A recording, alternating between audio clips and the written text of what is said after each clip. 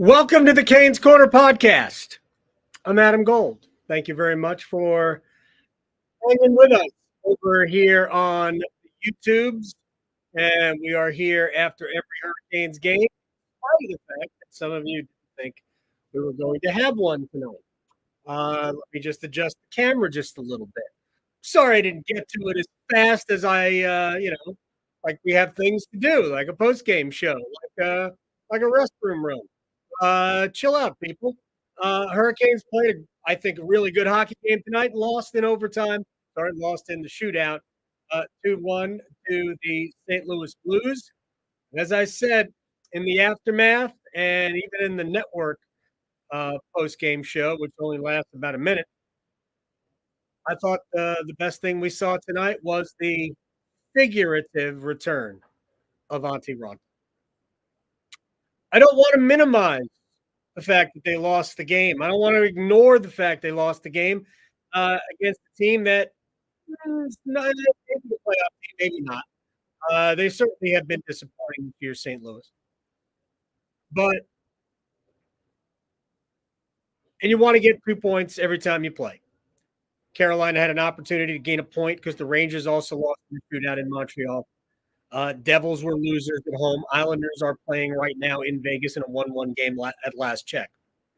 So you want to be able to pick up 2 points, gain a little bit more ground on the Rangers, and winning the Metropolitan Division is absolutely there for Carolina, especially the Hurricanes team that we've watched over the last couple of weeks.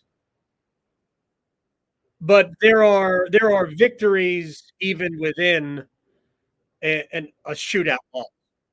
And to me, the victory tonight was getting that Antti Raanta. The Hurricanes are who the Hurricanes are. The goaltending is what it is. Pyotr Kochetkov has been great the last few weeks. And part of that and the power play, that's why the Hurricanes right now are 9 points over NHL 500. That's why they're second in the Metropolitan Division. And that's why, I still believe they haven't fully hit their stride. I thought tonight was a better sign than you might think about what Hurricanes hockey is and needs to be over the rest of the season. Because I thought Carolina's 5-on-5 game tonight was excellent. It just wasn't the cleanest in the world. Just like the game in Washington last night wasn't the cleanest in the world. I think Carolina played better tonight than they did last night. I think Carolina played better tonight than they did in New York against the Rangers. Shock, right? What was the final score of that game? 6-4? Whatever the score of the Rangers game was. So I thought there were just a ton of really good things about tonight's game. But the best was seeing Raanta become the Antti Raanta that we know is there. Because I'm sure you guys didn't forget the playoffs 2 years ago or the playoffs last year. And Raanta was excellent in the postseason. So you take the medicine of an overtime or a shootout loss, and you move on. Because in the game tonight, and both goalies were good. Jordan Binnington was good. Raanta was awesome. The save he made on Pavel Buchnevich in the third period, I think it was. The saves he made on Brent Saad in overtime. I think that was the last highlight we heard. And Mike Maniscalco saying, so how big was it? We'll find out.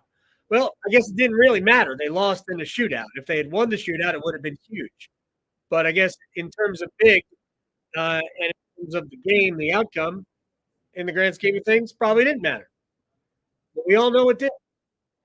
Because if you heard Raanta, and we'll play a little bit of Antti's post game, because I think you hear a guy who desperately wants to be there for his teammates, who have a ton of respect and admiration for him as a player, a goalie, a guy, a dad. There's a human element here. And I think that's very important. I think it's very important to the culture of this team too, because I think they care about one another as people. And I think that, it was funny when Ronta was waived, um, and the Hurricanes did what the Hurricanes felt they had to do, and I'm not even questioning it. It's probably the right move, but they impacted everybody in that locker room. So it was very, very cool to see Antti Raanta um, get back to being what he is. So Christopher wants to know what he mentions figurative return. There's a reason I said that. Literally, he came back against Montreal, but they needed this Antti Raanta because until Freddie Anderson comes back to actually playing, and as we said at the very outset of the blood clotting disclosure, there is a very good chance, not going to put a percentage on it, that we don't see Freddie again this year, which meant that it really was going to fall on Kochetkov and Raanta to hold it down. And yes, Don Waddell told me, what, a month ago, that Freddie was a week to 10 days from getting back on the ice, that he'd been cleared to do so. I asked Rod Brindamore that earlier today and about Freddie's return. He's not on the ice. He's going for other second and third opinions. So who knows? We have no clue. Remember, this is not an injury. This is a medical condition. Those two things are drastically different. So getting Ronta back to being the goaltender he needs to be is important. It's important to the team from a personal standpoint, but it's important to the team from a hockey standpoint. Yanni Peretz, who was brought up while Ronta went to the Chicago Wolves for a couple of games, Yanni Peretz was never supposed to play, ever. We say what we want, and maybe Peretz can be an NHL goalie down the road. He's a great kid, and he was a super college goalie, and his history is that of stopping pucks. But ultimately, they were not going to put him in an NHL game unless they had no option. Antti Raanta is still an option, and he played, I think, reasonably well against Montreal in a game that Carolina dominated, but he was outstanding tonight. And I think that was a very, very important thing. To me, the best part about the entire night was to see Raanta, to know how the guys feel about him, and also to hear him in the locker room. Real quick before we get to that, because I want you to hear a little bit of Auntie. We're brought to you by the Aluminum Company of North Carolina. I don't even know if I mentioned that yet. If it's for the exterior of your home, you can find it at the Aluminum Company of North Carolina on Hamlin Road in Durham. No place like it. Sammy Hannah's crew do a great job. You should check him out for all of your exterior home improvement needs. And let's hear a little bit of Auntie because I want to.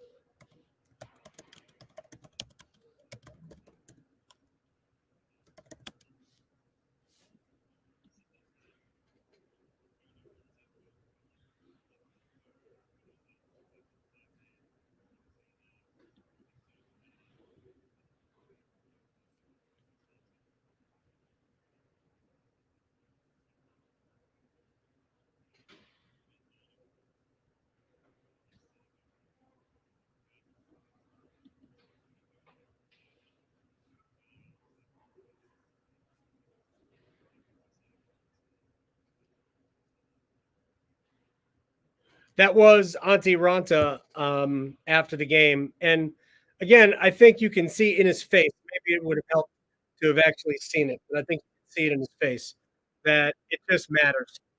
It just matters. Um, so I was excited about that element. Let's get to a couple of things about the game tonight. First of all, it's our first game back here. My first game here since before the holiday, since it was a Dennis Cox experience for home games between Christmas and New Year's, as we took a little R&R.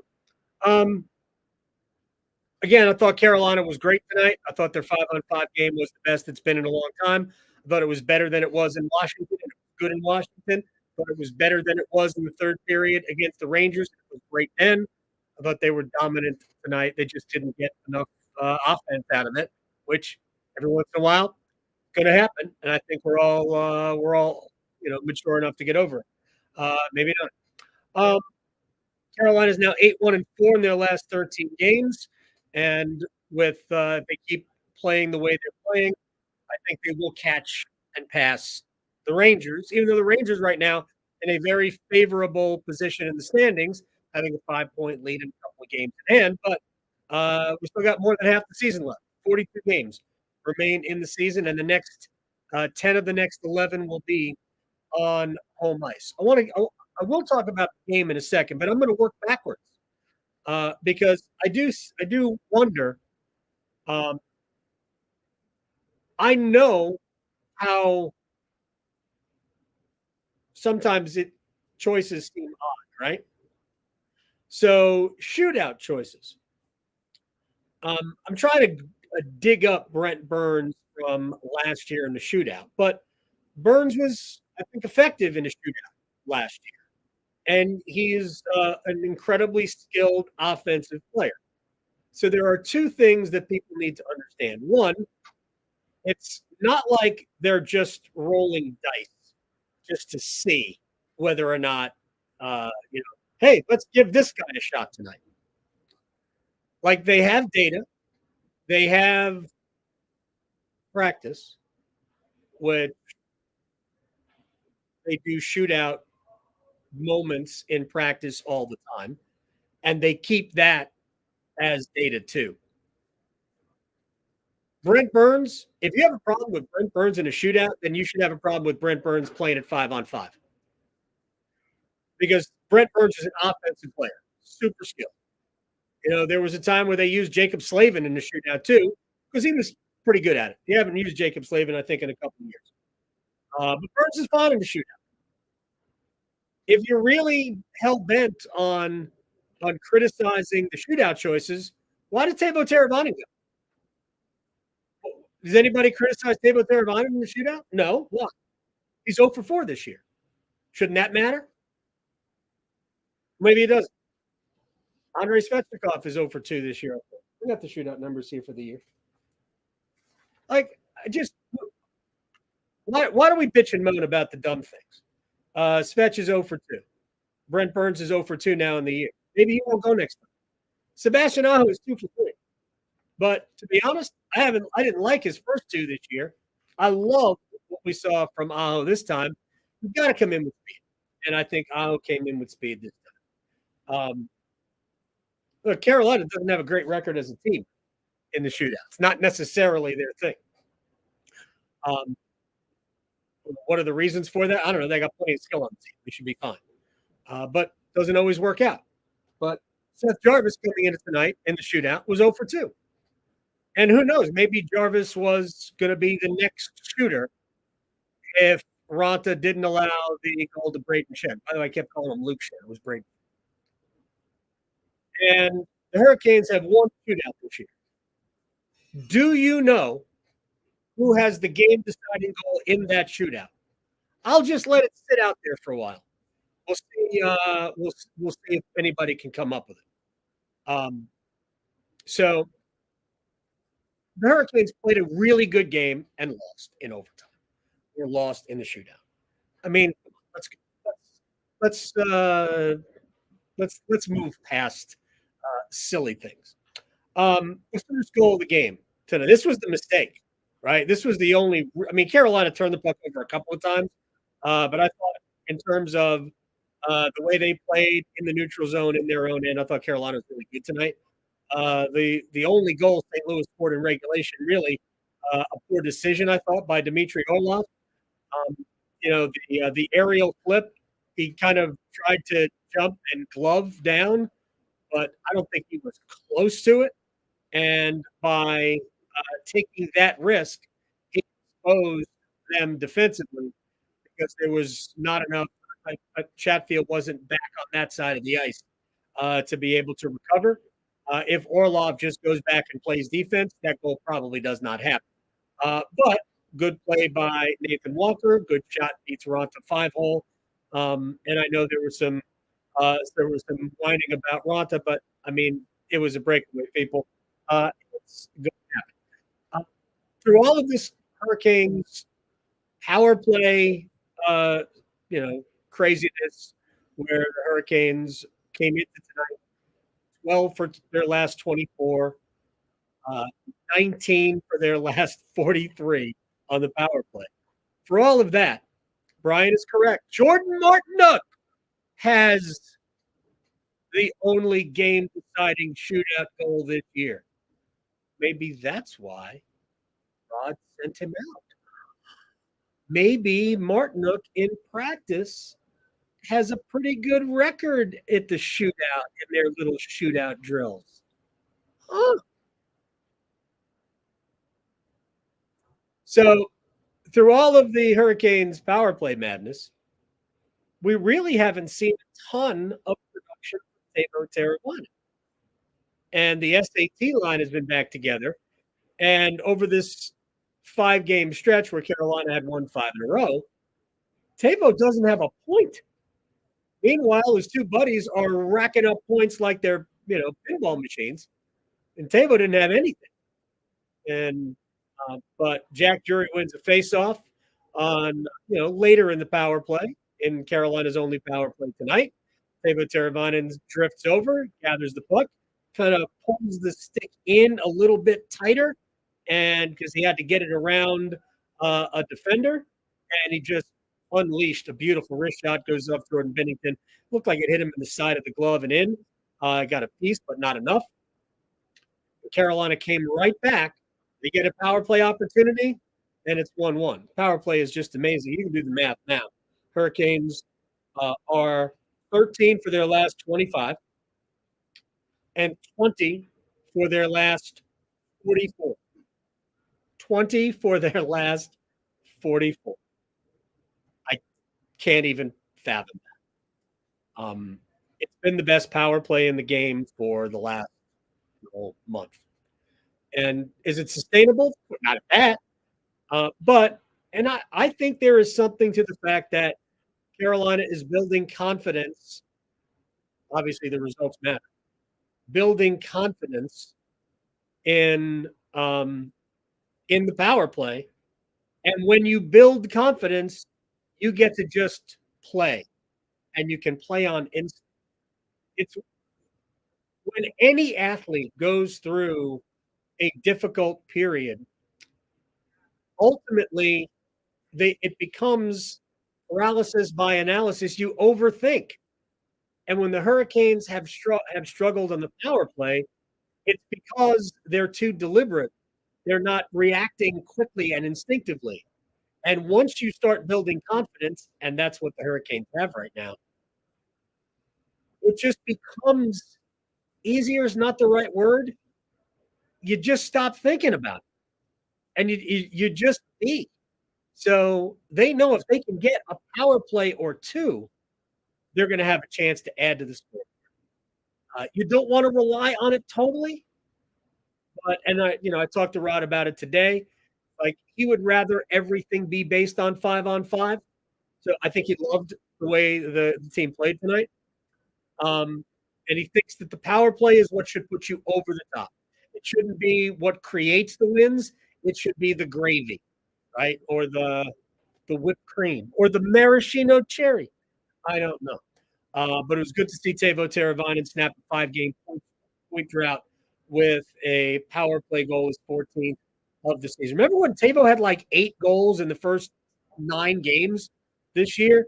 It has not been the strong Teuvo Teravainen late, but I thought he played a very good game. I thought that line was dominant tonight. A couple of quick things.